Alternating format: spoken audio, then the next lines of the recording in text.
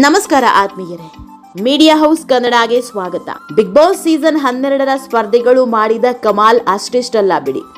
Season ಮುಗಿದು 3 ತಿಂಗಳಾದ್ರೂ ಅವರ ಬಗ್ಗೆ ಜನ ಮಾತನಾಡ್ತಿದ್ದಾರೆ.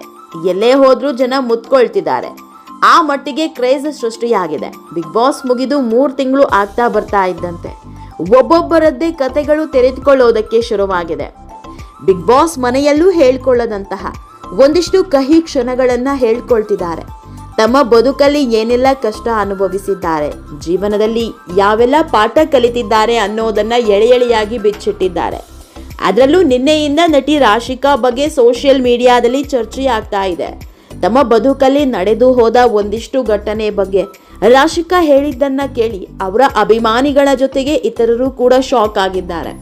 ರಾಶಿಕಾ ಮೊದಲೇ ಸಿಕ್ಕಾಪಟ್ಟೆ ಸ್ಟ್ರಾಂಗ್, ಯಾವುದಕ್ಕೂ ಡೋಂಟ್ ಕೇರ್ ಅನ್ನೋ ವ್ಯಕ್ತಿತ್ವ. ಇಂಥ ಹೆಣ್ಣುಮಗಳು ಹೀಗೆ ಬಿಕ್ಕಿ ಕಣ್ಣೀರಿಡ್ತಿದಾರಲ್ಲ, ಇವರ ಬದುಕಲ್ಲಿ ಹೀಗೆಲ್ಲ ಆಗಿದೆಯಾ ಅಂತ ಚರ್ಚೆ ಮಾಡ್ತಾ ಇದ್ದಾರೆ. ಯಾಕಂದ್ರೆ ಸಣ್ಣದೊಂದು ಅವಕಾಶಕ್ಕಾಗಿ ನಟಿ ರಾಶಿಕಾ ಪಟ್ಟ ಪಾಡು ಅಷ್ಟಿಷ್ಟಲ್ಲ.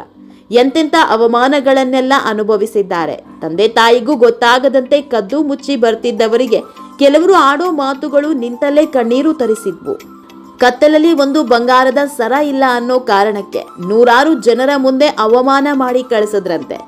ಅದು ಕೂಡ ಹೆತ್ತ ತಾಯಿ ಮುಂದೆ ಅವಮಾನಿಸಿ ಸೀರಿಯಲ್ ಸೆಟ್ನಿಂದ ಹೊರ ಕಳಿಸಿದ್ರು. ನಿನ್ನೆಯಷ್ಟೇ ನಟಿ ರಾಶಿಕಾಳ ಲವ್ ಬ್ರೇಕಪ್ ಸ್ಟೋರಿ ಬಗ್ಗೆ ಹೇಳಿದ್ವಿ. ಇದೀಗ ಅವರ ಬದುಕಲ್ಲಿ ಆದಂತಹ ಅತ್ಯಂತ ಕಹಿ ನೆನಪು, ಅದು ಕೂಡ ತಾಯಿ ಎದುರಲ್ಲೇ ಆದಂತಹ ಅವಮಾನದ ಬಗ್ಗೆ ಹೇಳ್ತಾ ಹೋಗ್ತೀವಿ. ಅದಕ್ಕೂ ಮೊದಲು ನೀವಿನ್ನೂ ನಮ್ಮ ಚಾನೆಲ್ನ ಸಬ್ಸ್ಕ್ರೈಬ್ ಮಾಡಿಲ್ಲ ಅಂದರೆ ಮಿಸ್ ಮಾಡಬೇಡಿ, ಈಗಲೇ ಸಬ್ಸ್ಕ್ರೈಬ್ ಮಾಡಿ. ಈ ವಿಡಿಯೋನ ಕೊನೆವರೆಗೂ ನೋಡಿ, ನಿಮ್ಮ ಅನಿಸಿಕೆಗಳನ್ನು ಕಾಮೆಂಟ್ ಮಾಡಿ. ಆತ್ಮೀಯರೇ, ದೊಡ್ಡವರು ಯಾವಾಗಲೂ ಒಂದು ಮಾತು ಹೇಳ್ತಾರೆ, ಸಕ್ಸಸ್ ಹಿಂದೆ ಯಾವಾಗಲೂ ಕಣ್ಣೀರಿನ ಕತೆ ಇರುತ್ತೆ ಅಂತ. ಈ ಮಾತು 100ಕ್ಕೆ 100 ಸತ್ಯ.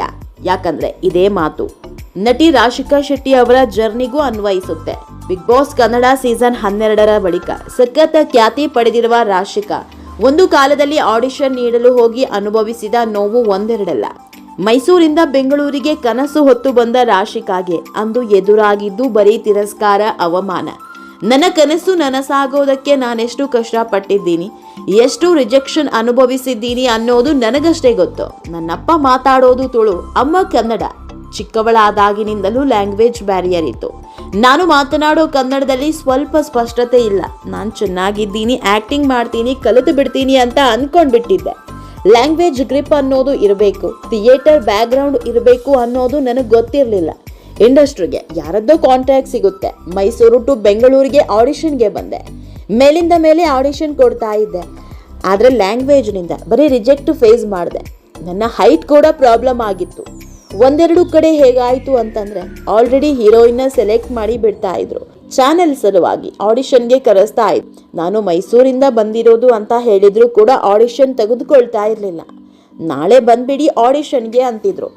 ಅಪ್ಪ ಅಮ್ಮನ ಬಳಿ, ಕಾಲೇಜು, ಫ್ರೆಂಡ್ಸ್ ಮನೆಗೆ ಹೋಗ್ತೀನಿ ಅಂತ ಹೇಳಿ ಬರ್ತಾ ಇದ್ದೆ. ಹಾಗಾಗಿ ಮನೆಯಲ್ಲಿ ದುಡ್ಡು ಸಹ ಇಸ್ಕೊಳ್ತಾ ಇರಲಿಲ್ಲ. ತುಂಬ ಅನುಭವಿಸಿದ್ದೇನೆ. ಕನ್ನಡ ಬರಲ್ಲ, ಬಸ್ ಹತ್ಕೊಂಡು ಬಂದು ಬಿಡ್ತೀರಾ, ಈ ಖುಷಿಗೆ ಯಾಕೆ ಬರ್ತೀರಾ ನೀವು, ಮನೆಯಲ್ಲಿ ಇರಿ ಅಂತೆಲ್ಲ ಹೇಳೋರು. ಚೈನ್ ಹಾಕಿಲ್ಲ ಅಂತ ಅಂದಾಗ ಒಂದು ಗೋಲ್ಡ್ ಚೈನ್ ಹಾಕೊಂಡು ಬರುವಷ್ಟು ಯೋಗ್ಯತೆ ಇಲ್ವಾ, ಎಲ್ಲಿಂದ ಬಂದು ಬಿಡ್ತಾರೋ ಅಂತ ಆಡಿಷನ್ಗೂ ತಗೊಳ್ಳೋದೆ ಕಳುಹಿಸಿ ಕೊಡ್ತಾ ಇದ್ರು. ಕ್ಯಾಮ್ರಾ ಮುಂದೆ ನಾನಿದ್ದೆ, ಹಿಂದೆ ಅಮ್ಮ ಇದ್ರು. ಇದನ್ನ ಹೇಳಿ ಅಮ್ಮ ಕಣ್ಣೀರ್ ಹಾಕಿದ್ರು. ಇಡೀ ಸೀರಿಯಲ್ ತಂಡದ ಮುಂದೆ ನನಗೆ ಅವಮಾನ ಮಾಡಿ ಕಳಿಸಿದ್ರು. ಆಕ್ಚುಲಿ ಪಾತ್ರಕ್ಕೆ ತಕ್ಕಂತೆ ನಾನು ರೆಡಿಯಾಗಿ ಹೋಗಿದ್ದೆ, ಹಾಗಾಗಿ ಚೈನ್ ಹಾಕಿರ್ಲಿಲ್ಲ. ಸಿನಿಮಾ ಬ್ಯಾಕ್ಗ್ರೌಂಡ್ ಇಲ್ಲದೆ ಇಲ್ಲಿ ಸರ್ವೈವ್ ಆಗೋದು ತುಂಬಾ ಕಷ್ಟ ಇದೆ. ಬಳಿಕ ಆಡಿಷನ್ ಕೊಡೋದನ್ನೇ ನಿಲ್ಲಿಸಿದೆ. 2019ರಲ್ಲಿ ಒಂದು ಕಾಲ್ ಬರುತ್ತೆ, ಕಾವೇರಿ ಸೀರಿಯಲ್ ಇದೆ, ಹೀರೋಯಿನ್ನ ರೀಪ್ಲೇಸ್ ಮಾಡ್ತಿದ್ದೀವಿ ಬನ್ನಿ ಅಂದ್ರು. ಸೀರಿಯಲ್ ಒಪ್ಕೊಂಡು ಮಾಡಿದೆ. ಕೋವಿಡ್ ಬಳಿಕ ಸೀರಿಯಲ್ ಸ್ಟಾಪ್ ಆಯಿತು. ಬಳಿಕ ತೆಲುಗು ಸೀರಿಯಲ್ ಮಾಡಿದ 5-6 ತಿಂಗಳಿಗೆ ಅದು ಕೂಡ ಸ್ಟಾಪ್ ಆಯಿತು. ನಂತರ ಸಿಕ್ಕಿದ್ದೆ ಮನದ ಕಡಲು ಸಿನಿಮಾ ಅಂದಿದ್ದಾರೆ. ಹೀಗೆ ಸಿನಿಮಾ ರಂಗದಲ್ಲಿ ಮಿಂಚಿದ ನಟಿ ರಾಶಿಕಾ ಬಿಗ್ ಬಾಸ್ಗೆ ಬಂದ ಮೇಲೆ ಇಡೀ ಕರುನಾಡಿಗೆ ಜನಜನಿತರಾಗಿದ್ದಾರೆ. ಅದೃಷ್ಟ ಹೇಗೆಲ್ಲ ಸುತ್ತಾಡಿಸುತ್ತೆ, ಏನೆಲ್ಲ ಅವಮಾನ ಮಾಡಿಸುತ್ತೆ ಅನ್ನೋದಕ್ಕೆ ಇವರೇ ಸಾಕ್ಷಿ. ಆತ್ಮೀಯರೇ, ಈ ವಿಡಿಯೋ ನಿಮಗೆ ಇಷ್ಟವಾದಲ್ಲಿ ಲೈಕ್ ಮಾಡಿ, ಶೇರ್ ಮಾಡಿ, ಕಾಮೆಂಟ್ ಮಾಡಿ. ಇನ್ನೂ ನಮ್ಮ ಚಾನೆಲ್ನ ಸಬ್ಸ್ಕ್ರೈಬ್ ಮಾಡಿಲ್ಲ ಅಂದರೆ ಮಿಸ್ ಮಾಡಬೇಡಿ, ಈಗಲೇ ಸಬ್ಸ್ಕ್ರೈಬ್ ಮಾಡಿ.